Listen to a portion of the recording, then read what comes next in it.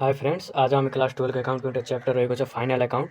त्यसको world is गोल्डको page number 168 question number 15 रहेको छ। त्यसको सोल्युसन गर्न गइरहेको छु। ध्यान दिएर भिडियो राम्रोसँग हेर्नु होला। क्वेश्चनमा ट्रेडिङ अकाउंट र प्रॉफिट एन्ड लस अकाउंट भनेको छ। सबैभन्दा पहिला म ट्रेडिङ अकाउंटको सोल्युसन गर्छु, त्यसपछि प्रॉफिट एन्ड लस अकाउंटको पनि गर्नेछु र ध्यान दिएर भिडियो राम्रोसँग हेर्नु होला। सबैभन्दा पहिला यहाँ ट्रेडिङ अकाउंटको फर्मेट बनाउनु होला। फर्मेटमा पार्टिकुलर अमाउन्ट गरेर फर्मेट बनाउनु होला। पछि अब क्वेश्चन हेर्नु होला। क्वेश्चनमा ट्रेडिङ अकाउन्टमा कस्तो आइटम जान्छ, फ्याक्ट्रीको जति पनि खर्च हुन्छ सबै ट्रेडिङ अकाउन्टमा जान्छ। यो तपाईँहरूले कन्सेप्टली बुझ्नु होला। फ्याक्ट्रीको जति पनि एक्सपेन्सेस हुन्छ सबै ट्रेडिङ अकाउन्टमा जान्छ। जस्तै यहाँ हेर्नु होला, मेसिनरी, यो फ्याक्ट्रीको खर्च त होइन, यो मेसिनरी जाँदैन हो। यो ओपनिङ स्टक ट्रेडिङ अकाउन्टमा जान्छ। सो यहाँ लेख्नु होला opening stock to opening stock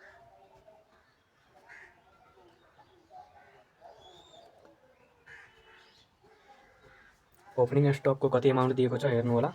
opening स्टकको अमाउन्ट दिएको छ 20,000। सो 20,000 यहाँ लेख्नु होला। 20,000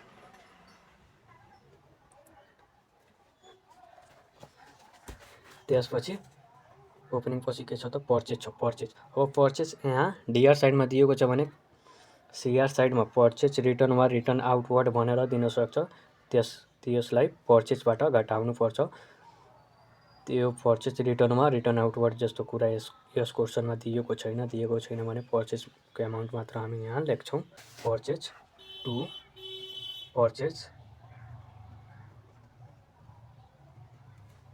पर्चेजको अमाउन्ट कति दिएको छ? पर्चेजको अमाउन्ट दिएको छ 3 लाख।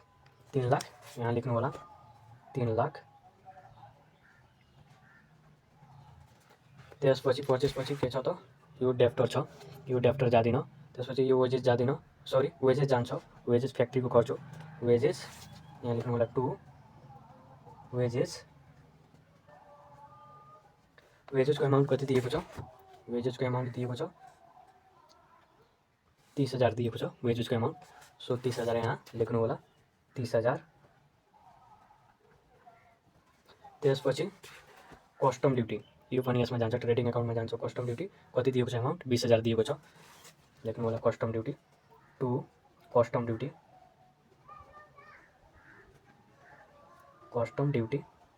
अमाउन्ट कति दिएको छ? 20,000 दिएको छ। 20,000 यहाँ लेख्नु होला। त्यसपछि कस्टम ड्युटी त भयो। त्यसपछि यो स्यालेरी जाँदैन, रेन्ट जाँदैन, क्यास जाँदैन, फर्निचर जाँदैन, इन्भेस्टमेन्ट जाँदैन, जनरल एक्सपेन्सेस जाँदैन। अब सीआर साइडमा हेर्नु होला। क्यापिटल रिजर्भ जाँदैन, सरी सेयर क्यापिटल जाँदैन। सेल्स ट्रेडिङ अकाउन्टमा जान्छ। अब यहाँ ट्रेडिङ अकाउन्टमा लेख्नु होला बाई सेल्स। सीआर साइडमा लेख्नु होला बाई सेल्सको अमाउन्ट कति दिएको छ? अब यो सेल्स यहाँ सीआर साइडमा दिएको छ भने सेल्स रिटर्न वा रिटर्न इनवर्ड भनेर डीआर साइडमा पनि दिन सक्छ। त्यो अमाउन्ट सेल्सको अमाउन्टबाट घटाउनु होला। तर यो क्वेश्चनमा दिएको छैन। सेल्सको अमाउन्ट कति दिएको छ यहाँ लेख्नु होला 6,89,000। 6,89,000 यहाँ लेख्नु होला। 6,89,000 त्यसपछि यो सेल्स त भयो। त्यसपछि यो डिस्काउन्ट यसमा जाँदैन, डिभेन्चर जाँदैन, क्रेडिटर्स जाँदैन, profit and loss application account जाँदैन, क्यापिटल रिजर्भ जाँदैन। अब यो त ट्रायल ब्यालेन्समा दिएको इन्फर्मेसन भयो।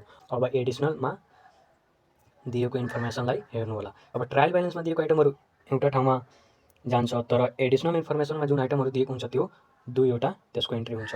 जस्तै अब क्लोजिङ स्टक एडिसनलमा दिएको छ भने एउटा एन्ट्री ट्रेडिङ अकाउन्टमा जान्छ र अर्को एन्ट्री ब्यालेन्स सिटमा जान्छ। तर अब एडिसनलमा क्लोजिङ स्टक दिएको छ। क्लोजिङ स्टक यहाँ हामी राख्छौँ बाई क्लोजिङ स्टक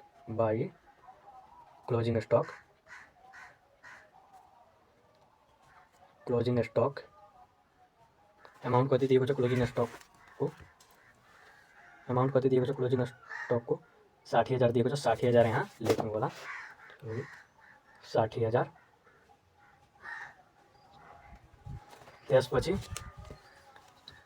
यो प्रिपेड रेन्ट यसमा जाँदैन, स्यालेरी फर 2 मन्थ यो पनि जाँदैन, डेप्रिसिएसन एन्ड मेसिनरी जाँदैन। ल भयो, ट्रेडिङ अकाउन्टको त भयो। अब यसलाई जोड्नु होला।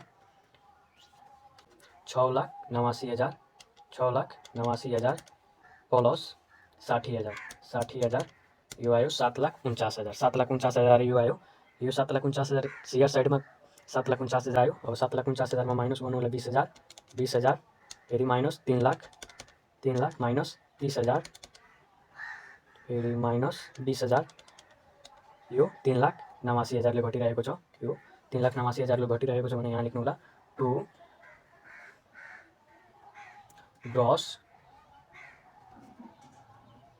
प्रॉफिट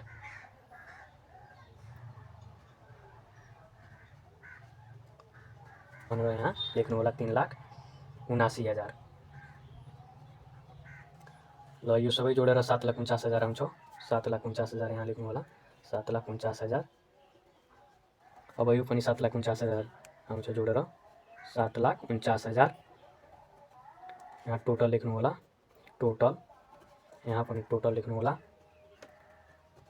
ल हाम्रो यो यहाँ टोटल लेख्नु होला, यहाँ पनि टोटल लेखेर यहाँ पनि 7,49,000 आउँछ। यो सबै जोडेर 7,49,000 आउँछ। यो पनि सबै जोडेर 7,49,000 यो पनि आउँछ। ल यो त हाम्रो ट्रेडिङ एकाउन्ट भयो। अब प्रॉफिट एन्ड लस एकाउन्ट गर्छौँ। ल फर्मेट बनाउनु होला प्रॉफिट एन्ड लस एकाउन्टको पार्टिकुलर एमाउन्ट गरेर फर्मेट बनाउनु होला। तब त्यसपछि क्वेसनमा हेर्नु होला प्रॉफिट एन्ड लस एकाउन्टमा जाने आइटमहरू के रहेको छ।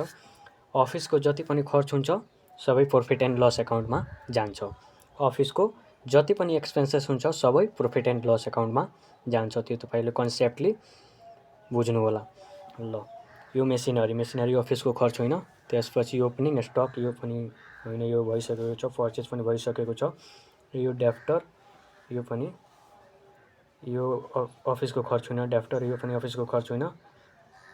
ल यो वेजेज पनि जाँदैन यसमा। कस्टम ड्युटी पनि जाँदैन, स्यालेरी जान्छ। अफिसको खर्च स्यालेरी हो, त्यही भएर स्यालेरी यहाँ लेख्नु होला टु स्यालेरी।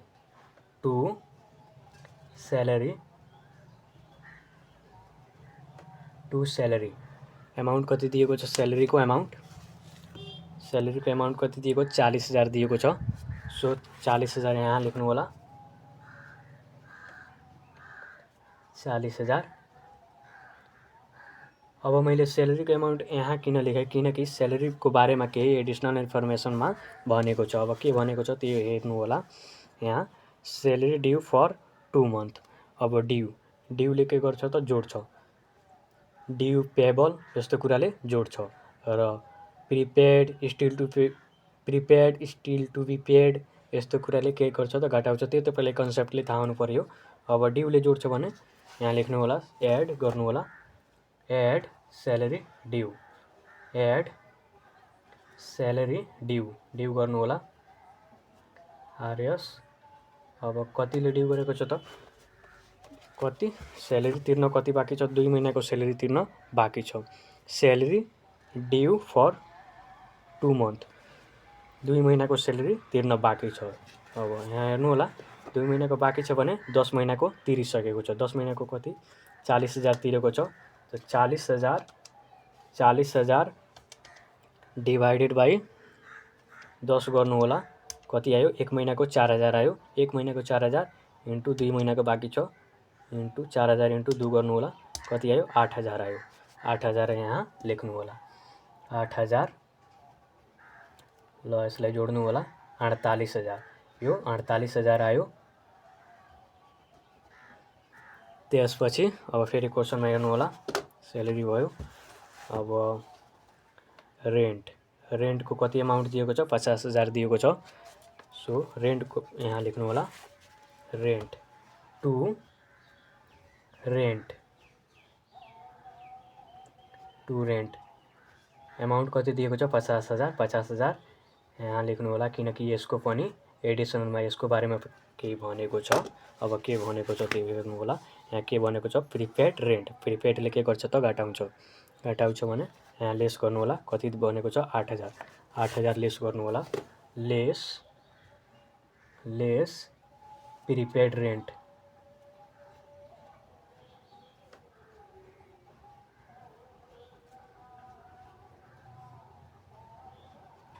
आठ हजार घटाउनु होला 50,000बाट 8,000 घटाएर कति हुन्छ 42,000 हुन्छ। 42,000 यहाँ लेख्नु होला। त्यसपछि के भनेको छ रेन्ट भयो, यो केस जाँदिन, फर्निचर पनि जाँदिन। अब एउटा कुरा के छुटेको छ यहाँ, बाई ग्रस प्रॉफिट लेख्न छुटेको छ। By gross profit, by gross profit हामी ट्रेडिङ एकाउन्टमा कति निकालेको थियो, 3,79,000, 3,79,000 यहाँ लेख्नु होला। त्यसपछि अब यहाँ लेख्नु होला, यो भयो रेन्ट भइसकेको छ। अब यो क्यास जाँदैन, फर्निचर जाँदैन। अब यो इन्भेस्टमेन्ट अब मात्र इन्भेस्टमेन्ट दिएको थियो भने इन्भेस्टमेन्ट कहाँ जान्छ, ब्यालेन्स सिटमा जान्छ। तर इन्भेस्टमेन्टको अगाडि केही पर्सेन्टेज भनेको छ भने त्यो पर्सेन्टेज हामी इन्भेस्टमेन्टको एमाउन्टबाट निकाल्नुपर्छ। कति भनेको छ, 80,000 इन्भेस्टमेन्टको एमाउन्ट कति दिएको छ, 80,000 दिएको छ। 80,000बाट 80,000को 7% गर्नु होला। 80,000को 7% कति आयो, 5,600 आयो। 5,600 यहाँ लेख्नु होला। अब 5,600 आयो। अब अब इन्भेस्टमेन्टको अगाडि पर्सेन्टेज दिएको छ भने यो क्रेडिट साइडमा इन्ट्रेस्ट अन इन्भेस्टमेन्ट हेर्नु होला, दिएको छ कि छैन। यो क्रेडिट साइडमा इन्ट्रेस्ट अन इन्भेस्टमेन्ट दिएको छैन। दिएको छैन भने यहाँ लेख्नु होला by interest on investment.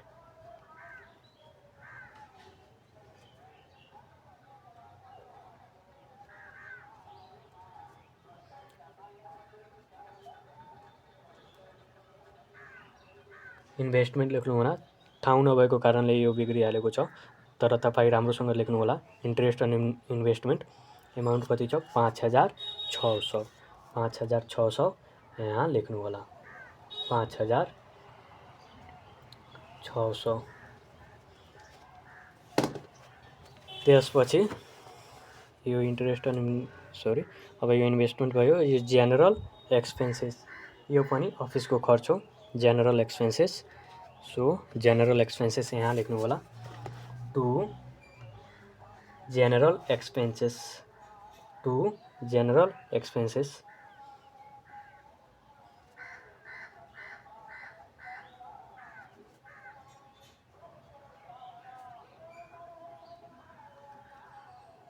Amount कति दिएको छ त्यो हेर्नु होला। एमाउन्ट कति दिएको छ, 9,000 दिएको छ। सो 9,000 यहाँ लेख्नु होला। 9,000। त्यसपछि अब यो क्रेडिट साइडमा हेर्नु होला। यो सेयर क्यापिटल जाँदैन, सेल्स जाँदैन, डिस्काउन्ट। अब यो क्रेडिट साइडमा डिस्काउन्ट दिएको छ भने यो रिसिप्ट बुझ्नु होला। रिसिप्ट आएको छ। क्रेडिट साइडमा डिस्काउन्ट दिएको छ भने रिसिप्ट आएको छ, त्यो प्रॉफिट एन्ड लस एकाउन्टको सिआर साइडमा लेख्नु होला। र यो डिस्काउन्ट डिआर साइडमा दिएको हुन्थ्यो भने त्यसलाई एक्सपेन्सेस बुझ्नु होला। तर यो सिआर साइडमा दिएको छ भने यसलाई इन्कम बुझ्नु होला। इन्कम डिस्काउन्ट कति एमाउन्ट दिएको छ, एमाउन्ट कति दिएको छ, 30,000 दिएको छ। 30,000 यहाँ लेख्नु होला। बाई डिस्काउन्ट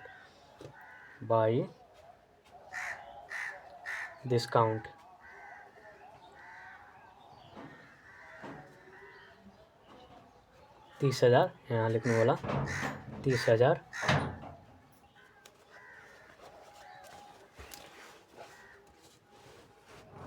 त्यसपछि यो डेभेन्चर। अब यहाँ डेभेन्चर दिएको छ भने यहाँ डेभेन्चर दिएको हुन्थ्यो, मात्र डेभेन्चर। त्यो यो डेभेन्चर त कहाँ जान्छ, ब्यालेन्स सिटमा जान्छ, लाइबिलिटीतिर। तर डेभेन्चरको अगाडि केही पर्सेन्टेज दिएको छ भने त्यो पर्सेन्टेज यहाँ निकाल्नु होला। कति पर्सेन्ट भनेको छ डेभेन्चरको अगाडि, 8% भनेको छ। 8%, 1,00,000को 8% गर्नु होला। 1,00,000को 8% कति, अब 1,00,000को 8% गर्नु होला। 1,00,000को 8% कति हुन्छ, 8,000 हुन्छ। 8,000 यहाँ। अब यहाँ हेर्नु होला, इन्ट्रेस्ट अन लोन या इन्ट्रेस्ट अन डेभेन्चर भनेर डिआर साइडमा दिएको छ कि छैन त्यो हेर्नु होला। यसमा दिएको छैन भने यहाँ लेख्नु होला डिआर साइडमा टु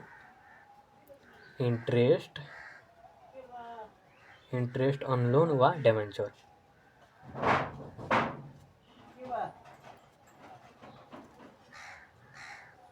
अब यो इन्ट्रेस्ट अन इन्भेस्टमेन्टको एमाउन्ट निकाल्नु होला। अगाडि कति पर्सेन्ट बनेको छ, 8% बनेको छ। 8% 1 लाखको 8% गर्नु होला। 1 लाखको 8% कति हुन्छ, 8,000 हुन्छ। 8,000 यहाँ लेख्नु होला, 8,000। त्यसपछि अब यो भयो डिबेन्चर, क्रेडिटर्स जाँदिन, profit and loss appropriation account यो पनि जाँदिन, क्यापिटल रिजर्भ पनि जाँदिन। अब यहाँ एडिसनलमा हेर्नु होला, क्लोजिङ स्टक त भइसकेको छ, फेरि पेड रेन्ट यो पनि भइसकेको छ, सेलेरी ड्यू पनि भइसकेको छ। अब यो डिप्रिसिएसन एन्ड मेसिनरी 10% भनेको छ, यहाँ लेख्नु होला टु डेप्रिसिएसन एन्ड मेसिनरी।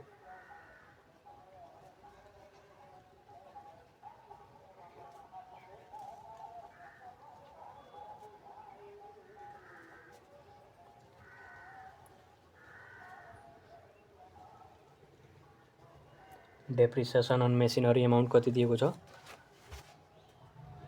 मेसिनरीको 10%, मेसिनरीको 10% गर्नु होला। मेसिनरीको एमाउन्ट कति दिएको छ, 4 लाख। 4 लाखको 10% कति हुन्छ, 40,000 हुन्छ। सो 40,000 यहाँ लेख्नु होला, 40,000। डेप्रिसिएसन एन्ड मेसिनरी 40,000 र भयो। अब यो डिआर साइडको एमाउन्ट जोड्नु होला, कति हुन्छ, डिआर साइडको 3,79,000 प्लस 5,600 प्लस 30,000, यो कति आयो, यो 4,14,600 आयो। यो रफमा लेख्नु होला, 4,14,600। त्यसपछि अब यो जोड्नु होला, डिआर साइडको amount 48,000 plus 42,000 plus 9,000 plus 8,000 plus 40,000, यो कति आयो, 1,47,000 आयो। डिआर साइडको 1,47,000 आयो, 1,47,000। अब यो 4,14,600 भन्दा कम आयो। कम आयो भने बढीमा कम घटाउनु होला, बढी एमाउन्टबाट कम एमाउन्ट घटाउनु होला। कम एमाउन्ट कहाँको आएको छ, डिआर साइडको आएको छ। डिआर साइडको आएको छ भने बढीबाट कम घटाउनु होला। 4,14,600 बाट 1,47,000 घटाउनु होला, कति आयो, 2,67,600। 2,67,600 ले यो घटिरहेको छ। सो यहाँ लेख्नु होला टु नेट प्रॉफिट, 2,67,600, 2,67,600 यहाँ लेख्नु होला। अब यहाँ डबल अन्डरलाइन गर्नु होला।